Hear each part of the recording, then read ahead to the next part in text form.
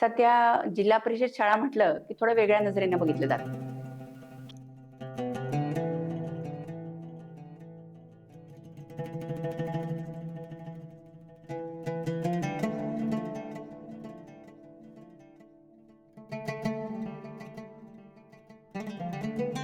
जे आता शासनाचं धोरण आहे की कमी पटाच्या शाळा बंद कराव्यात, तर इथून मुलं कुठे शाळेत जाणार गरीबाची?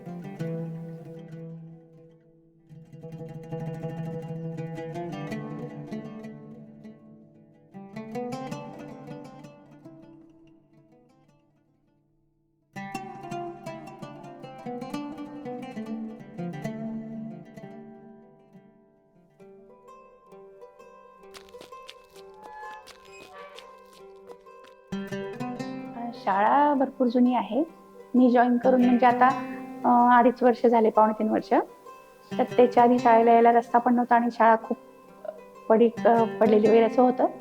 आणि आता हे काम 1 वर्ष झालं की पडलेली रिपेरी, किचनचा ओटा, ॲक्वागार्ड बसवणं.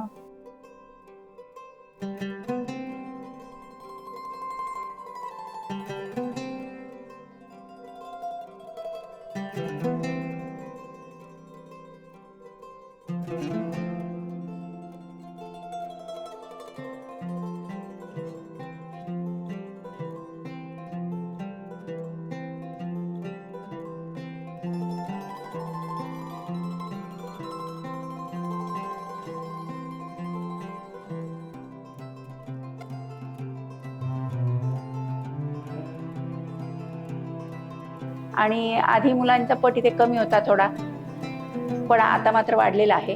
पटसंख्या 2 वर आली होती आमची आणि आता 24 वर गेली होती, पण 3 मुलं जरा ती निघून गेली आहेत. आता 21 आहे.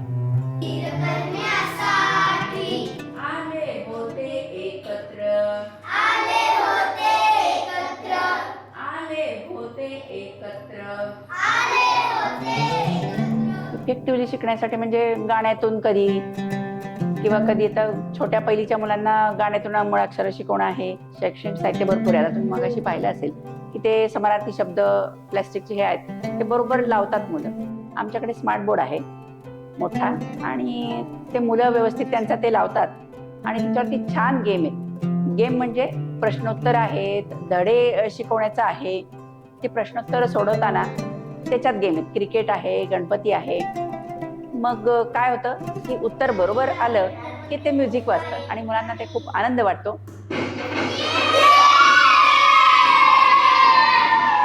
आणि एकमेकाचं बघून ज्याला उत्तर येत नाही ते समोर बघून उत्तर त्याला यायला लागतं की अरे हे उत्तर इकडचं, आणि सगळ्यांची उत्तर पाठ होतात. वाचनालय आम्हाला छान मिळालेलं आहे.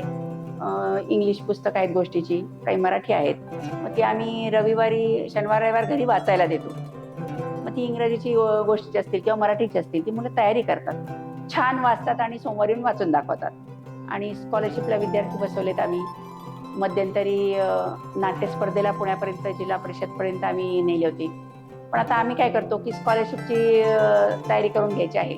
तर आमचा 4थीचा वर्ग विभांडिक म्हणून मॅडम आहेत आमच्याकडे, त्यात 4थीचा वर्ग घेतात. मग त्या दृष्टीने त्या तयार करून घेतात.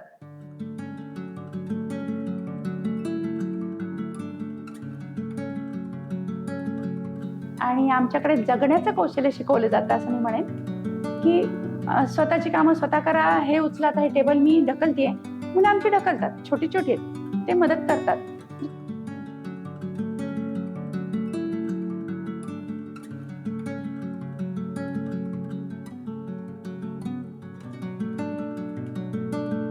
पोषण आहार येतो आम्हाला बाहेरून आणि तो खूप छान असतो, उत्तम. आमटी असते, सगळ्या भाज्या घालून पुलाव बनवलेला असतो किंवा सांबार भात असतो.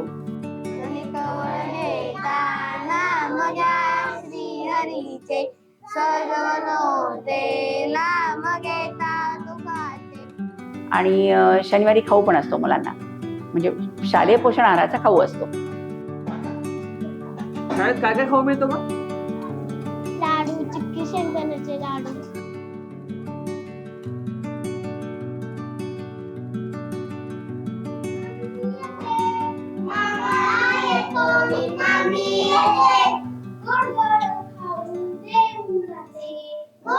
पहिलीची मुलं बसली आहेत, मग चौथीची मुलं त्यांना काहीतरी एखादं अडलेलं सांगतात आणि सोडून घेतात गणित.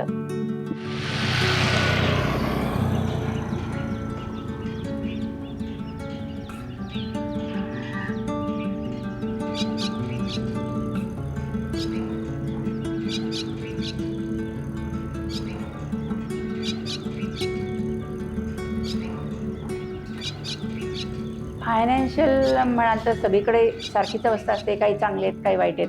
वीट भट्टीवरची मुलं येतात आत्ता आमच्याकडे. जूनमध्ये ती वीट भट्टीवरची मुलं येतात, 6 महिने आमच्याकडे राहतात.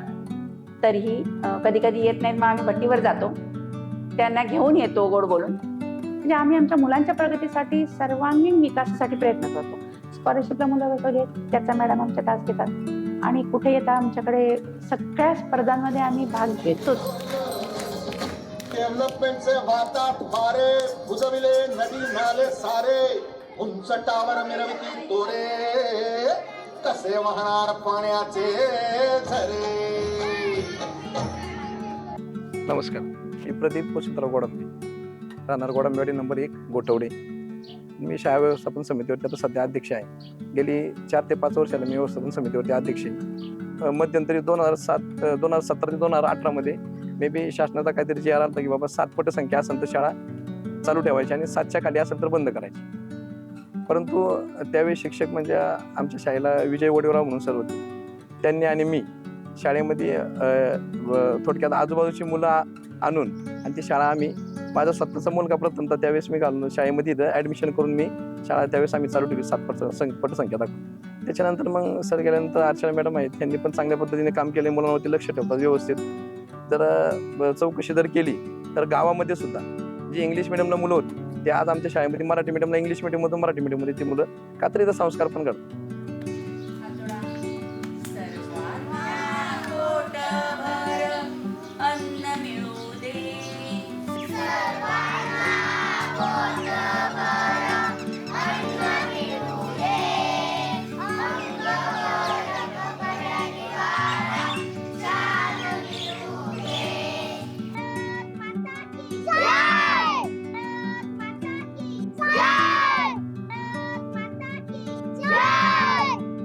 आज देशामध्ये पूर्ण नावी संविधानमय शाळा झालेली विजय वडेराव सरांमुळे. खूप त्यांनी प्रचंड कष्ट घेतलेले, घरोघरी संविधान पोचवलेले, घरोघरी संविधानमय.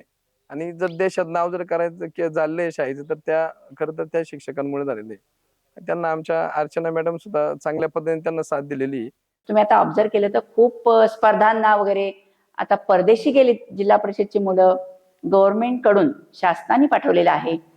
जिल्हा परिषद शाळा ही आपली मूळ शाळा आहे.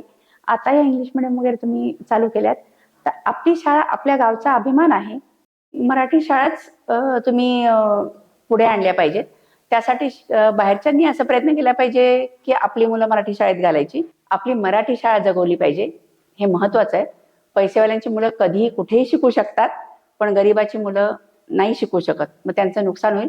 मराठी शाळा अतिशय गरजेच्या आहेत आणि आम्ही शिक्षक त्यासाठी कष्ट करतोच आहोत. त्यासाठी तुमच्या समाजाचा सगळ्यांचा हात गरजेचा आहे.